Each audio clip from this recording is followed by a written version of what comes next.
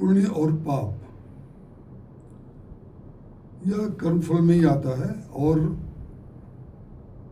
पुण्य वो सारे कर्म हैं जो शुभ हैं, परोपकार के कर्म हैं, वो सभी पुण्य कर्म हैं।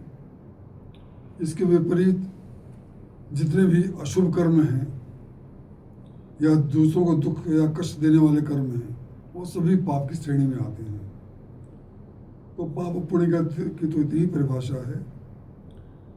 हम सबको चाहिए कि हम पुण्य करें ताकि अगली बार भी हमें मनुष्य का जीवन मिले, मनुष्य जन्म मिले। अगर हम पाप कर्म करेंगे, वो ज़्यादा हो जाएंगे, तो निश्चित ही हमें पशु पक्षी या किसी अन्य योनि में जाना पड़ेगा, जो बहुत ही कष्टप्रद होता है। तो इसलिए हमें हमेशा पुण्य कर्म करना चाहिए।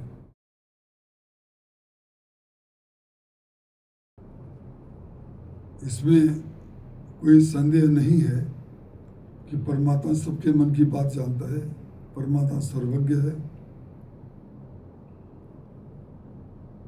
लेकिन होता क्या है, परमात्मा एक प्रेरणा देता है।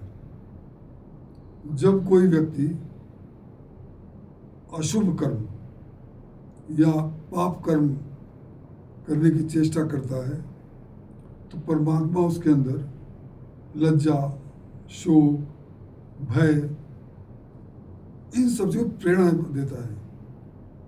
जब बिल्कुल शुरू में कोई मनुष्य कोई ऐसे अशुभ कर्म करता है, तो उस समय तो वो थोड़ी देर झिझकता है, रुकता है, लेकिन कई बार वो उन बातों को अनसुनी करके आगे करता चला जाता है और धीरे धीरे करके उसकी आदत पड़ जाती है और वो इन कामों में प्रवृत्त हो जाता है। इसलिए वो परमात्मा की जो प्रेरणा होती है उधर भी अपना ध्यान नहीं देता है। कि कुछ लोग कोई लज्जा या कोई शोक, इससे कोई बात आती तो है मन में, लेकिन वो उसको अनसुनी कर देता है। तो हमें चाहिए हम परमात्मा की इस बात को सुने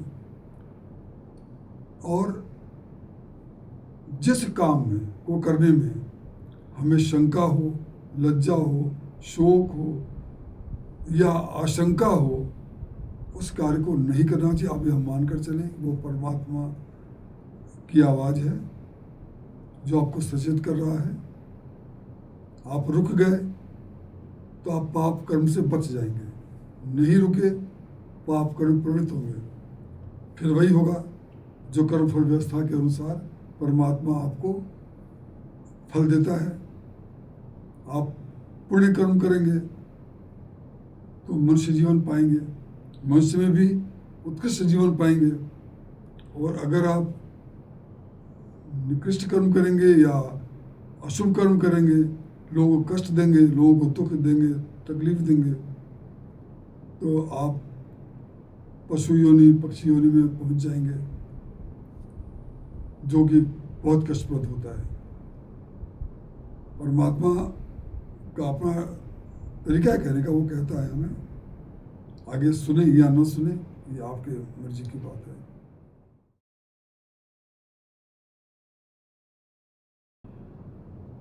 मनुष्य कर्म करने में स्वतंत्र है, लेकिन उसके कर्म करने में कुछ नियम बने हुए हैं।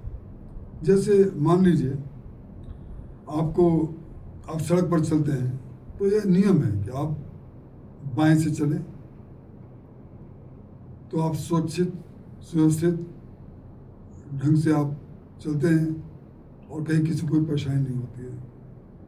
जब बस आप उस नियम का पालन नहीं करते हैं, कोई अन्य तरीके से आप चलते हैं या गाड़ी चलाते हैं अपनी,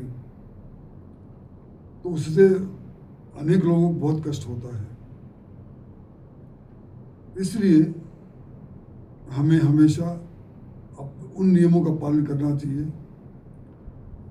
एक आपको यहाँ पर उदाहरण दे दूँ, आर्य समाज का 10वां नियम है जो मुर्शिदानंद सरस्वती ने लिखा है। वो बहुत अच्छा नियम लिखा है कि मनुष्य को सर्वहितकारी नियम पालने में परतंत्र रहना चाहिए और प्रत्येक हितकारी नियम में सब स्वतंत्र रहें। मतलब जो परोपकार की बात है, जो समाज के, देश के हित की बात है। तो हम सभी परतंत्र हैं, मतलब हमें जो भी नियम कायदे कानून है देश के, समाज के, उसके अनुसार अपना कार्य करें।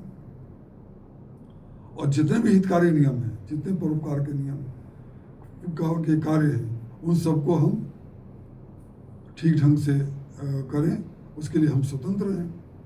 तो मनुष्य स्वतंत्र है कुछ कार्यों में, कुछ कार्यों में परतंत्र है। स्वतंत्र में ये नहीं होता है आप किसी का सामान आपने उठा लिया, ऐसा नहीं कर सकते। किसी को कोई और वस्तु आपने हटा ले लिया उसका, या आपने किसी को यूं ही तंग करना शुरू कर दिया, या किसी को आपने कुछ बोलना शुरू कर दिया, यह स्वतंत्रता नहीं है, इसको नहीं कहते हैं। इसलिए आप हमेशा वो कार्य करिए जो सर्वहिताय हो, समाज के हित में हो, देश के हित में हो, आपके स्वयं व्यक्ति के हित में हो, ऐसी कार्य में करने चाहिए।